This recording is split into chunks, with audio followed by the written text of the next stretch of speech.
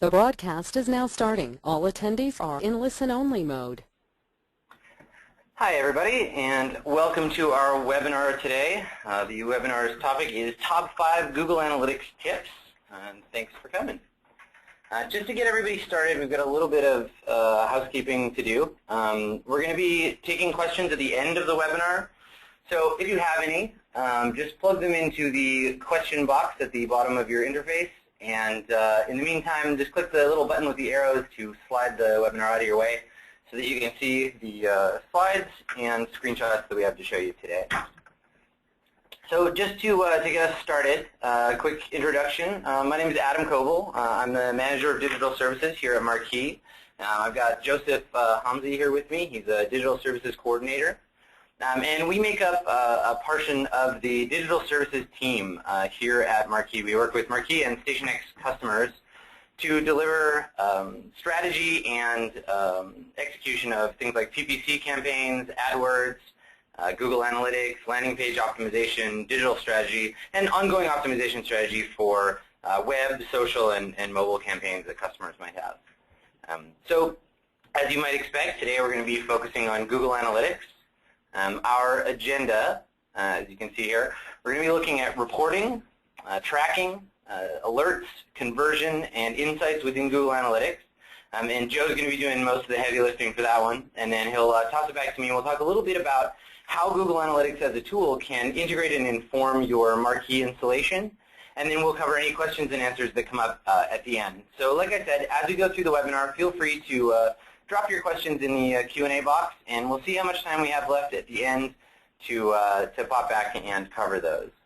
So I'm just going to pause the screen here. We'll flip over to the live Google Analytics page, and I'll turn you over to Joe. All right, Joe, they are all yours. So hello, my name is Joseph, and today I want to bring you through a very basic portion of Google Analytics that lives in the dashboards category. Now, not very many people are that familiar with dashboarding within Google Analytics. It works the same way as a dashboard may work on your computer, at home, or at work. Basically, it works with widgets to pull up some basic light information about your analytics and about your website. So basically, it's the quickest way to access your most common site data. Now, how does it work? Well, each dashboard holds up to 12 widgets. Widgets display custom information pertaining to your account, and you can create several dashboards.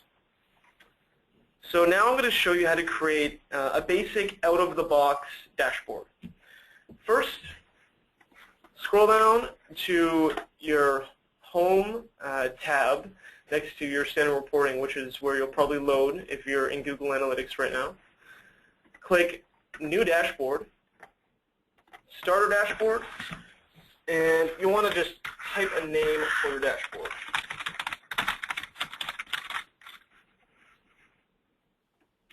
There we go. So we have a dashboard called Webinar Dashboard. And lastly here, we're going to set our date range. We'll just use last month for our date range. So we're actually viewing right now the analytics account for Marqui. So I'm going to bring you through the widgets. As I mentioned earlier, widgets are what make up a dashboard. Each widget tells a different story. So as we can see from the starter dashboard that we loaded from Google, there are a handful of widgets here with the most basic analytics from your website. I'm going to show you how to delete widgets, create new widgets, and customize widgets. So, creating a new widget. I'm going to show you how to make the basic widget which loads top visitors by state. Click Add a New Widget. Make a title for your widget. So, top visitors by state. We're going to click the table graph. Now, there is a core functionality to any reporting feature in Google Analytics. It's the dimension string and the metric string, although you can think of it as the hammer and nail. A dimension is classified as common criteria, or the hammer, and it's what metrics live in. A metric is classified as statistics for user activity, or also known as the nail. Metrics can often be visits, clicks, or percentiles, etc. So for example, a dimension here could be country, and its metric could be visits. This would show us a list of countries and the amount of visits they have. Now, there are many variables associated with the dimensions and metrics, but I was just going to explain the basics. So now to create a widget of top states with the most visitors, we will continue to do the following. Add a new dimension and select region. Just simply start typing here and it'll pull it up. Next, we'll click Add Metric, and we'll select Visits.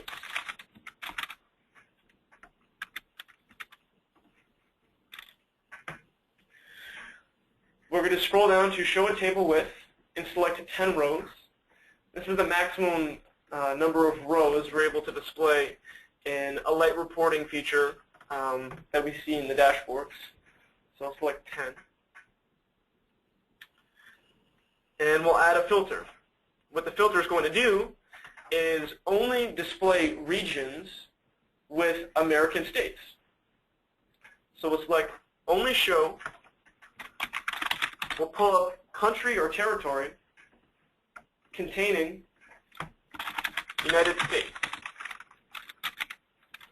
So again, this filter will filter all of the region, or will filter this dimension to only show United States information. Lastly, we'll click Save. As we can see here, we have a list of the top 10 states and their visits. So moving on to adjusting a widget. If you're new to this and you're going to load a basic Google out-of-the-box dashboard template, you're most likely going to want to adjust many of the settings within a widget. Simply clicking the gear icon at the top right of any widget will bring up the dashboard that we are just in, where you can change any dimension, any metric, simply change the amount of rows, or even the filter. So in this example, I'll scroll down to Visits and Average Duration by Country or Territory, and we'll exclude the United Kingdom. So in the filter, don't show country territory exactly matching United Kingdom.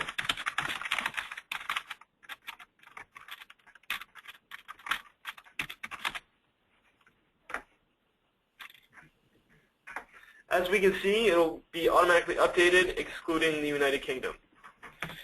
Next, I'm going to show you how to delete a widget. Visits by traffic type isn't exactly what we want to use in this dashboard. So by clicking the gear icon, scroll down to the bottom right, and select Delete Widgets. And it's gone.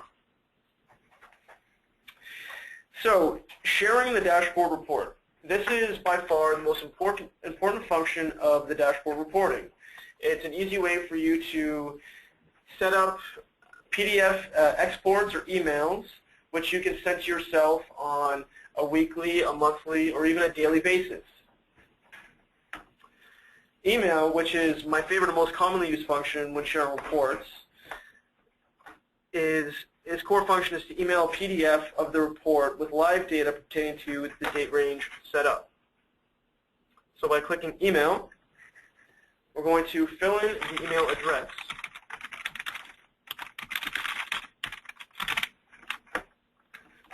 Add the subject.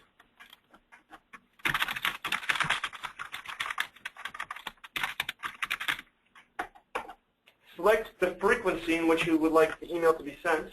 In this case, monthly, the first of each month. Select how long you want the email to be active for. In this case, we'll select 12 months. Type a message.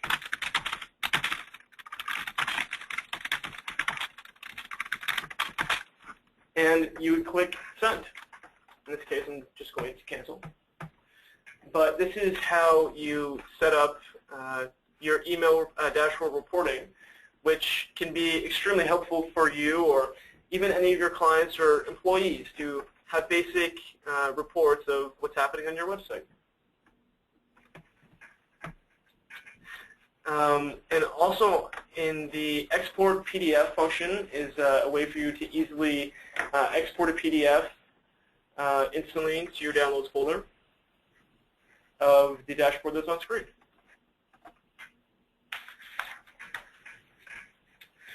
So custom reporting. We'll move away from the dashboard reporting and move over to custom reporting tab. When used correctly, custom reports can help you save a lot of time creating complicated reports, which you would otherwise have to fish through standard reporting to find. Now, before we get started, I won't be diving too deep into the functionality of custom reporting, rather explain the fundamentals of how it works. So a completed custom report has the same user experience as a standard report, which you are most likely used to. The difference between a standard report and a custom report is that you direct the custom report what information to deliver. Let me show you an example of how I use custom reports for Marqui. This custom report is called PPC Keywords. It shows some of the basic keywords and the highest performing keywords that we use in our PPC campaigns. We have certain levels, we have certain metrics like visits, the average cost per click, goal completions, and the cost per conversions. This uses the same dimension and metric function from the dashboard reporting. You can simply create one of these by adding a new, when you create a new custom report. So this is maybe something that takes a little longer than we have time for today, but if you have any questions on how you like to create custom reports or how you'd be using custom reports, just let us know afterwards. So I will move on to the second chapter, conversions. Within the standard reporting tab, we will scroll to the conversions panel. There are three sections here: goals, e-commerce, and multi-channel funnels. Today, however, we are going to review just two: goals and e-commerce. Now, if you're following along with us in your Google Analytics and do not have conversion tracking installed on your website, then just follow along screen and we can talk after about setting you up with this. So, what are goals? Far too often, I discover clients are completely ignoring the conversions chapter in their Google Analytics because they're under the impression that conversion tracking is for e-commerce websites only. Conversion tracking can be used for e-commerce reporting. It does a great job at this, but its main purpose is goal tracking. Goals and goal tracking measure how well you meet individual objectives. For example, a basic goal conversion from Marqui happens when someone fills out a demo or a webinar form. We are then able to apply and track the history of that user, where they came from, how many pages they visited before filling out the form. Goals or objectives can be classified into four kinds of events. URL destination. This can happen when a user reaches a specific web page, for example, when a user visits the contact page. Visit duration. When a user visits a website or a web page for a certain amount of time, for example, if a user spends 2 minutes on your About page, a goal is completed. Page and visit. This triggers when a visitor views a specific number of web pages in a visit. For example, visits 10 pages in a visit, a goal is now completed. And events. A visitor triggers an action that you've defined as an event. For example, when a user clicks on a social link or an ad click. Now that you're introduced to goals and what they can do, you have the power to determine what goals can benefit you. actually setting up a goal event on your web page is a new subject that we don't have time for today. But if you have any questions, you can let us know after. So I'll just give you a brief look here into our goals panel and the basics of how goals were completed and how they happened last month. Now we'll move on to e-commerce tracking. E-commerce tracking is an extremely valuable tool and should be mandated immediately if you are running an e-commerce website. Due to privacy issues, we can't look at a live example of a client using e-commerce tracking, but we can review screenshots with censored material.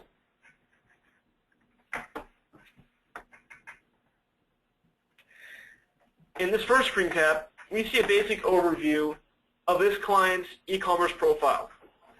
It has some basic information from transactions, the revenue, unique purchases, and the quantity of purchases for the month of November. In the second screen cap, we see transactions. Here is the first layer of transactions, which include the revenue that that transaction had, the amount of tax, shipping, and quantity. Obviously, this client hasn't had taxing and shipping on their profile due to just the configuration they have. On the third screen cap, we can take a look at their product listings. So here, the e-commerce panel shows different products, the amount of quantities that were sold that month, how many unique purchases they brought in, the total product revenue, and the average price.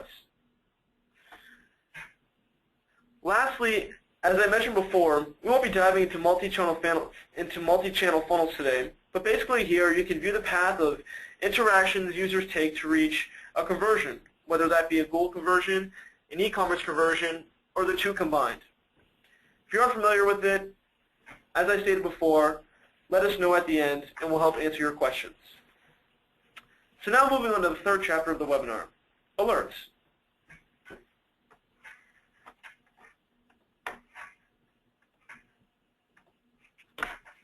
So I just changed accounts and I'm going to run to the home tab of my Google Analytics account where our dashboards were located.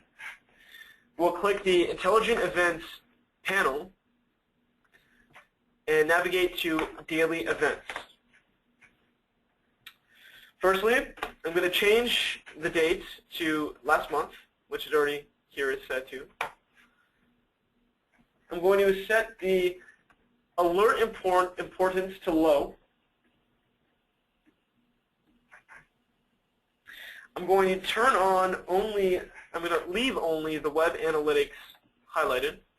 To take off customer alerts and AdWords alerts, as today we're only reviewing the automatic alerts. And we're going to group by metric, opposed to dimension. You'll see these green bars. They represent at least one alert that happened on that day. When you click on a bar, it'll load alerts from that day. Let's take a look here at November 9th.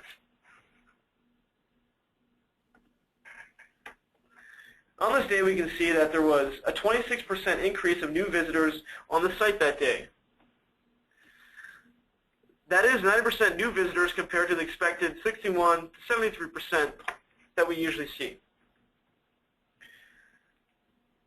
We are also alerted that page views were up that day by 43% at 69 from an average 47 to 52 views for that specific web page. Alerts are very crucial to maintaining a healthy website. It's how you stay aware of what's happening to your website and where spike traffic is coming from. For example, a common alert that Marqui receives could be a spiking traffic to a blog post. When I look deeper into the event, we discover that another website has made a reference to the post and now is referring a lot of traffic to it. Another example could be a web page all of a sudden experiencing an 85% bounce rate compared to its usual 36% bounce rate. This instantly lets me know that something has either happened to the integrity of my web page or irrelevant traffic is being directed there. Speaking of which, that brings us to our next chapter on traffic. So I'm going to briefly jump over to the StationX analytics account.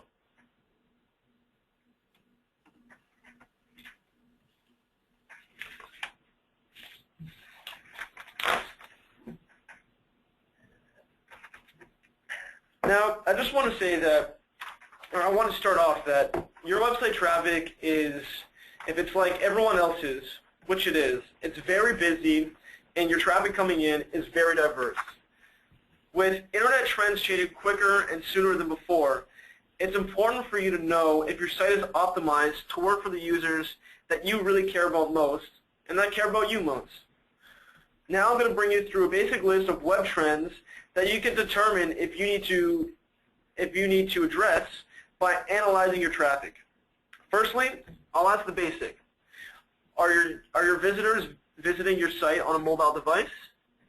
Let's see. We'll navigate to the Standard Reporting tab.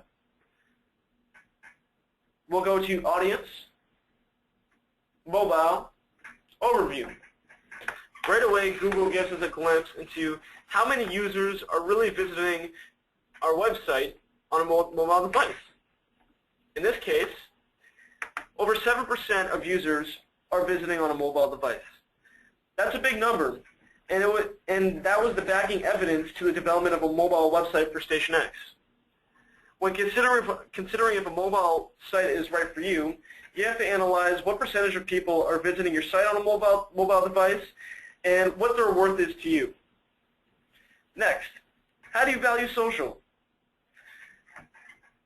In the obvious days where social media is becoming more common and it seems to be a part of everyone's life than it ever was before, you can really see how it's affecting your website. So by navigating to traffic sources, social, and network referrals, we're able to see where all of our social hits are coming from. If you're like StationX and have a 66% of social visits coming from Facebook, you can assume that you need to have participation on Facebook. If people are talking about you, you need to be a part of the conversation. Might I know, with new Facebook policies and other social networks, paid advertising takes priority over the way your brand used to get around. I recommend revisiting your social media plans and strategies. Now, an important tool that often goes unnoticed within the basic standard reporting is the in-page analytics. And I'm going to actually jump back to the Marqui account for this one.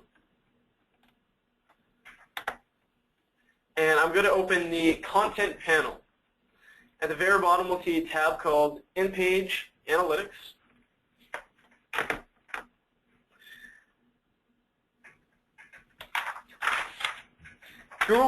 Google's In-Page Analytics is a great tool that helps you visualize how traffic uses your website.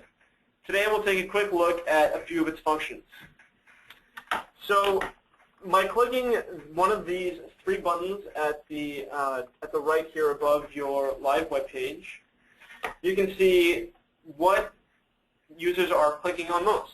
For example, the company link on our home page gets about 9.1% of traffic, or 49 clicks last month. If you click the show color, you can really see the hot pockets or the hot trends where people are most attracted to and where they're clicking most. Finally, in browser size, we're actually able to adjust, and I just want to try to zoom out a little bit here.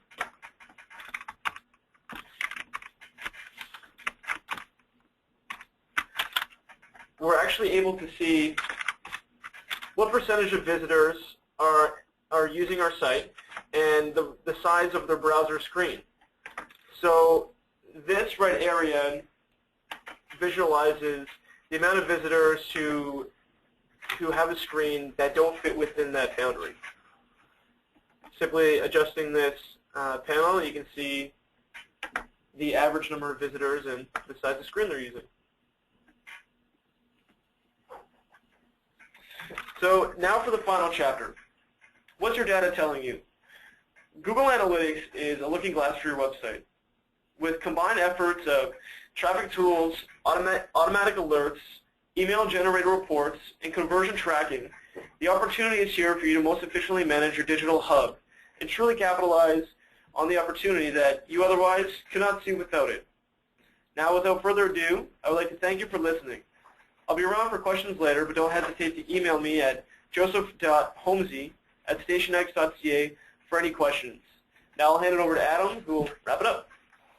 Thanks, Joe. So I've got a couple more quick slides that I wanted to show you guys before we close up today for questions. So I'll just put you on pause again, and we'll pop back over to the slides. So the sort of drive for us behind this webinar today was that there are a lot of people who are using Google Analytics, who have an account. Maybe someone at their organization mentioned, hey, I heard about this Google Analytics thing, let's get on that. They turn on the account, maybe they get as far as plugging it into their website, but that's kind of where it ends. It's one of those things, like when social media first started, or when the web started getting popular, people started saying things like, we need a website because everybody else has got a website. We need a Twitter because everybody else has got a Twitter. Google Analytics falls in that same category. People end up having it simply because they think that it's something they need. But as you can see from some of the stuff that Joe showed us today, there's a lot more to Google Analytics than meets the eye. It's more than just being able to look at your site as a whole and say, great, everybody's using Firefox. It can inform your content, it can inform the structure of your site, it can inform your strategy, and really provide a baseline from which to operate, from where you can create and manage content according to actual real data. You're not guessing anymore, which obviously from a web perspective is incredibly valuable. So the way that the Marqui CMS works to integrate that is from the base level, we allow a one-click integration with the system. So if you're an existing Marqui customer and you have Google Analytics, you haven't plugged them in yet, if you're someone who's new to Marqui, you can see here it's as simple as 2 screens within the interface. You just plug in your account ID, turn on the integration for the analytics, and then on any given page that you create within the system, page or digital asset, you can attach Google Analytics tracking to it. So it's as simple as that. If you want a page tracked in your analytics, go ahead and turn them on. You can start doing some of that stuff that Joe was looking at today.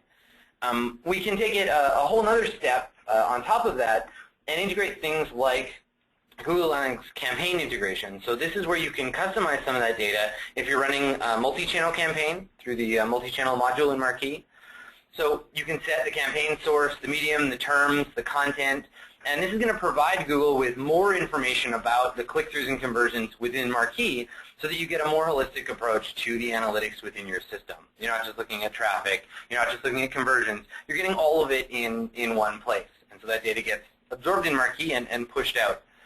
And as Joe said, what's really important is the story that the data tells you, right? It's the ability to look at that, draw a conclusive narrative out of the whole, and use that narrative to inform your content. And the way that Marqui will help you with that is Google Analytics provides that insight. Marqui provides content freedom, wherever that content lives, whether you're building landing pages, whether you're building a whole site, microsites.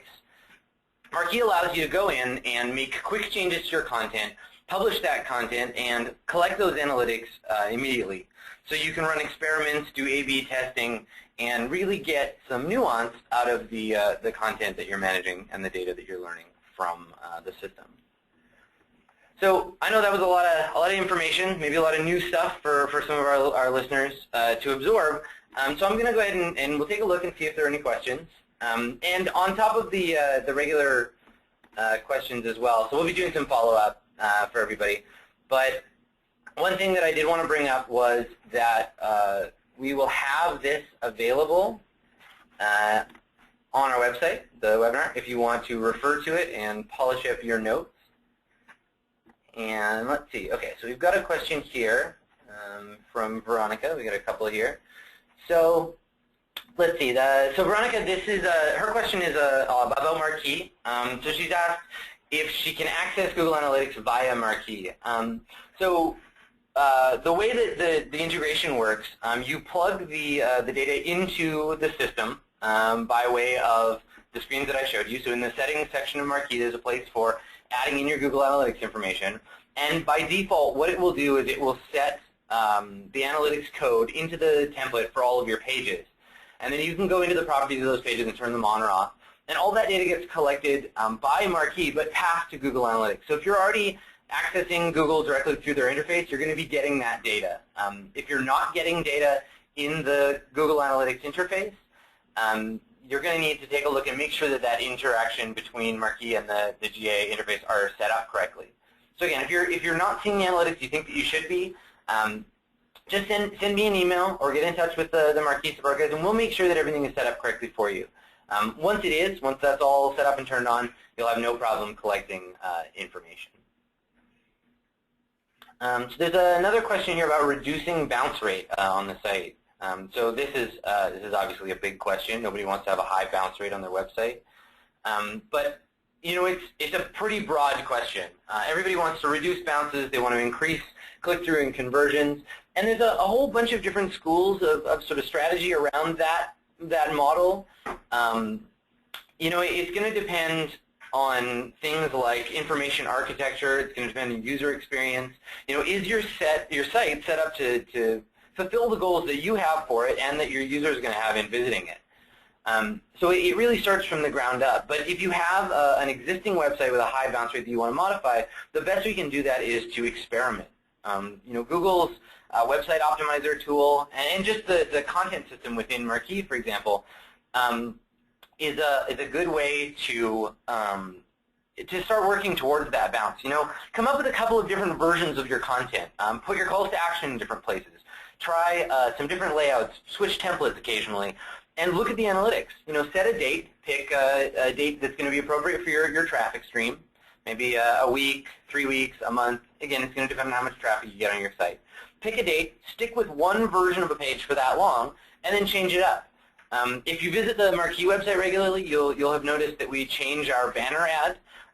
We did a whole bunch of testing, you know, 6 or 8 months ago around driving traffic to our demos.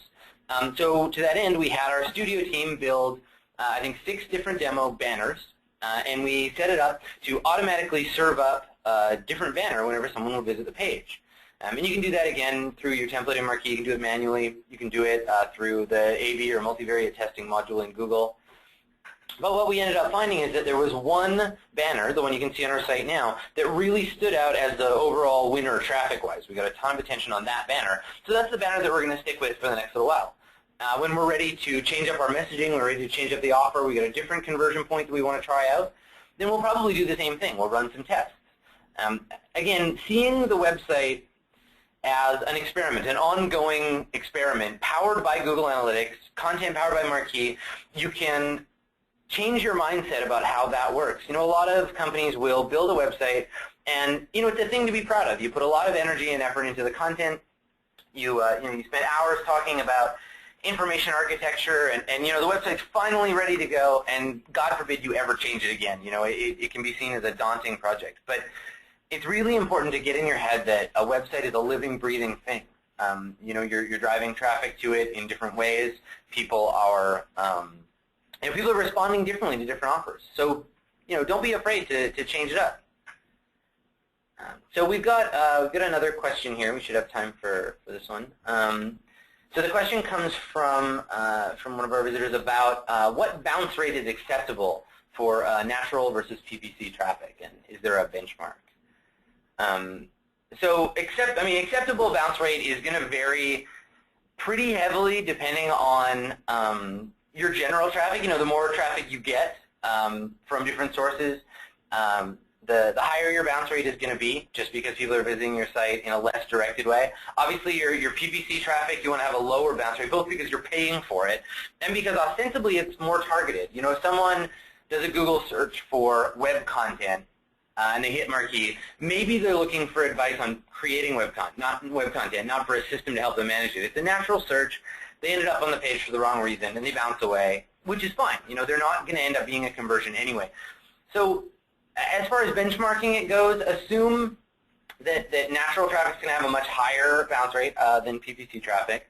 But depending on the industry you're in, the conversions that you're trying to accomplish, what your site is for, whether it's a full site or a microsite, that's going to vary, you know, pretty heavily.